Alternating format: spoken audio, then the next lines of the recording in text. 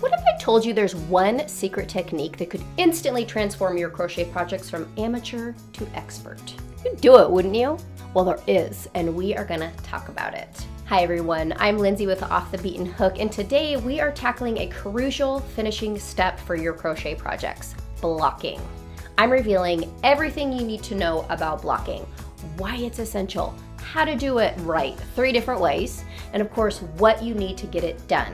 And spoiler alert, if you don't have a set of blocking mats, you already have something laying around your house that can get the job done. So watch till the end of this video because I'm gonna show you 5 ways to DIY your blocking surface. And while we're here, don't forget to give this video a thumbs up and hit that subscribe button so you'll be the first to know when I post something new. Your support means the world to me. So I just wanna thank you for being here. Thank you for watching. So let's do this. First of all, why? Why take the time to block your crochet project? Blocking is a technique that takes your projects from sort of amateur looking to like wow looking.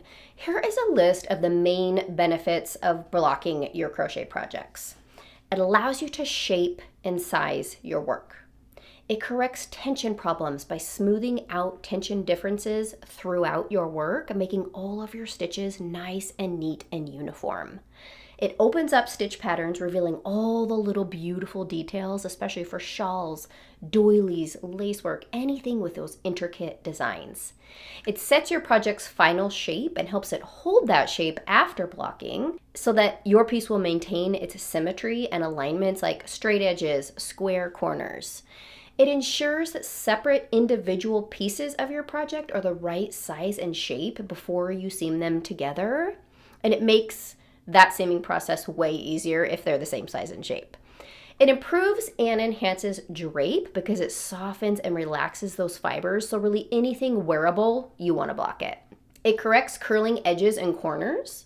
It corrects gauge problems. It can correct size problems. It can correct wonky shape problems. It's just overall totally magic at enhancing the appearance of your piece. So especially if you're selling your finished projects at markets or online or giving your project as a gift, blocking will make your work look better and higher quality. It's going to transform your project from good to great, and I promise it is not as scary as you think it is. So let's talk about the 3 blocking methods I'm going to show you today, which are wet blocking, steam blocking, and spritz or spray blocking. And these 3 methods are not created equal. Choosing the right one can depend on what you're making and the type of yarn you're making it with. So before I show you how to do each one, let's break it down first so you know when to use each one. First up, wet blocking. Wet blocking works best for natural fibers like wool and cotton.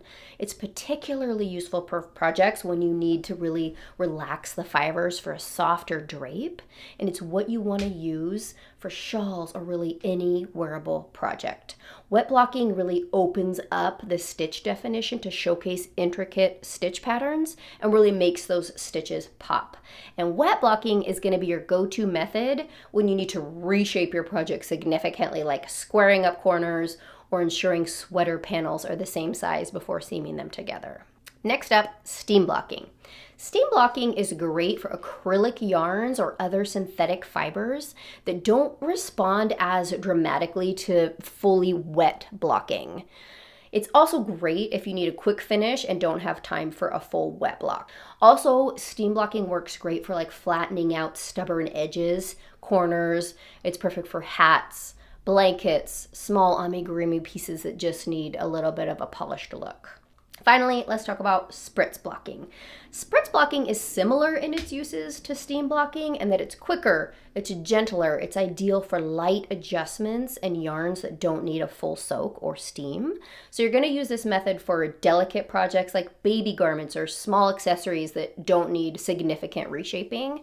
You're going to use it for super delicate yarns that are prone to shrinking or getting overly distorted if it's fully soaked with water. Spritz blocking is great for on the go if you don't have access to a sink or a steamer. So if you've crocheted a simple scarf with acrylic yarn or like a cotton pot holder, just a little light misting and shaping will do the trick for those. Each method has its place, and understanding when to use each one will help ensure your projects look professional and well finished based on the factors that we just covered. My favorite is wet blocking. If you have a favorite, drop it in the comment and let me know. Now let's see these 3 methods in action, and please stay tuned for after I'm showing these, because I'm going to go over some common mistakes that you do not want to have happen to you. Now for all 3 of these blocking methods, you will need blocking mats and pins. Now do be sure that your pins are stainless steel, otherwise they will rust from the continued exposure to that moisture, and ultimately that rust will transfer to your projects. And just a heads up that many of those traditional sewing push pins aren't made of 100% stainless steel, so if you can get your hands on some of these T-pins and combs that are specifically designed for blocking, you'll be good to go. For wet blocking, in addition to your blocking mats and your pins, you'll need a towel or 2 in some type of bucket, basin, bowl, or you can simply use your sink or tub.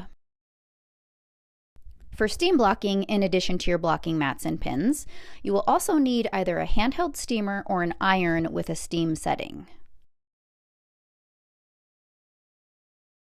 For spritz blocking, in addition to your blocking mats and pins, you'll need any kind of spray bottle filled with water. To wet block, start by filling a basin with cold or lukewarm water.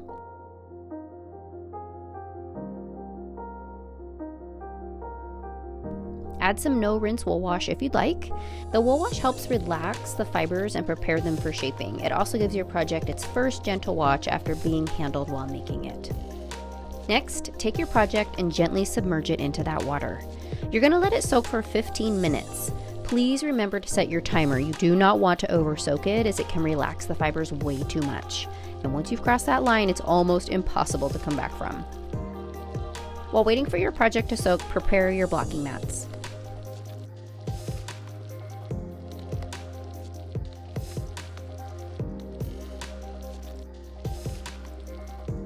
After soaking, gently squeeze out the excess water. You may need to do this by pressing the project against the side of the tub or basin to get most of the water out, especially if your project is bigger. But be careful to not wring it out or distort the fabric in any way while you're doing this. Transfer your project to a towel and carefully lay it out flat. Gently roll up the towel and apply pressure to get even more of the water out. Repeat this process if needed.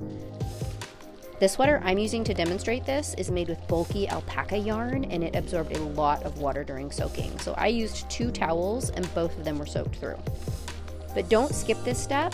If you don't get as much excess water out as you can, it's going to be really heavy and frustrating to shape, and it's going to take forever to fully dry. Remove your project from the towel and gently lay your piece on blocking mats and pin it into shape. And while doing this, take great care to not overstretch or distort your project. Now, if your blocking mats don't have grid lines like mine do, use a flexible measuring tape to measure for symmetry as you're pinning it down. Finally, you're going to let it air dry completely, which can take several hours to a full day or more.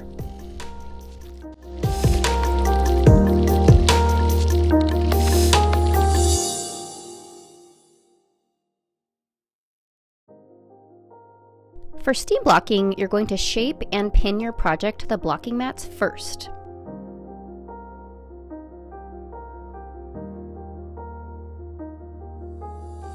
Then, use a steamer filled with distilled water, or you can use an iron set to the steam setting. Hold the steamer about an inch above your project, and never touch the yarn with the iron. Synthetic fibers in particular will melt.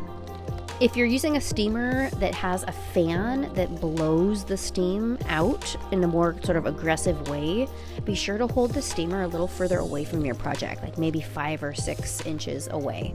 I have this really inexpensive steamer and the steam just sort of floats out. And if yours is like that, you can hold the steamer about an inch away from your project. Once steamed, let the project cool and set in place. Allow it to dry completely. This will take significantly less time than wet blocking.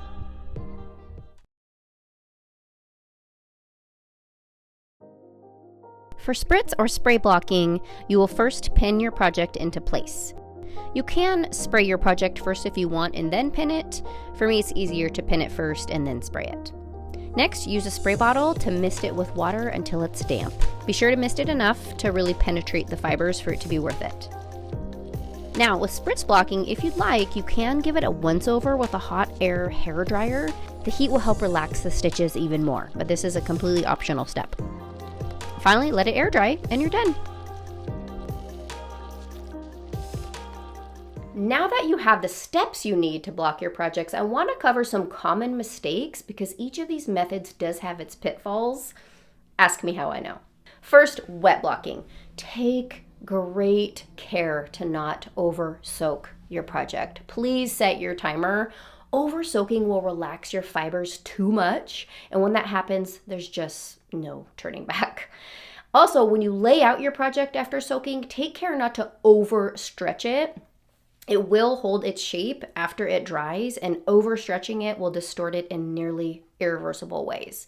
And I don't want that to scare you because you do have a lot of time while it's wet to get it just right. So just take your time, gently shape it, lay it out how you want it perfectly, and all will go well.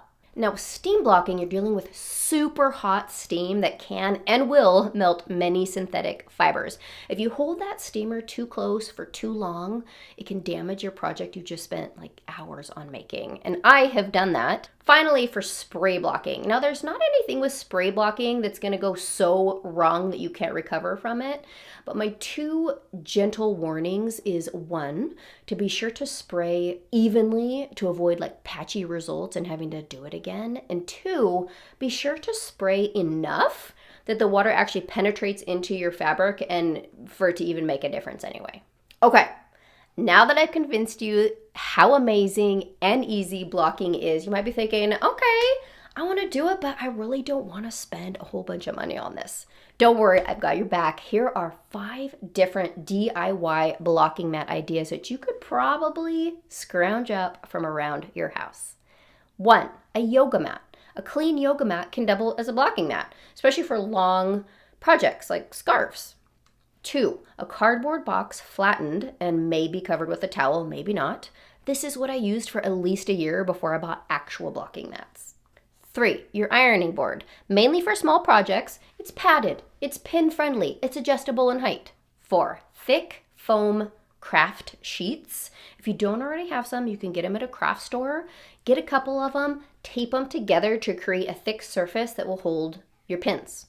And 5, a few old towels on a flat surface, folded several thick so that they'll hold pins. Now, I do feel like I have to mention that the major benefit of using actual blocking mats is that they have these like 1-inch grid paneled painted on them. So it's super easy to measure while you're pinning and get those edges perfectly straight along those lines. So when you're ready, if you want to invest in some, it is well worth it. I will leave a link in the description box to the ones that I use. So just know, absolutely not required, but worth it if you want to give it a go. And that's all there is to it. Blocking is such a simple step, but it makes a world of difference. And I hope that after seeing this tutorial, you are no longer afraid to give it a try. So if you found any of this helpful, please give this video a thumbs up, subscribe to my channel for more crochet tutorials and free patterns. And if you have any questions about blocking, just drop them in the comments below and I will be happy to help.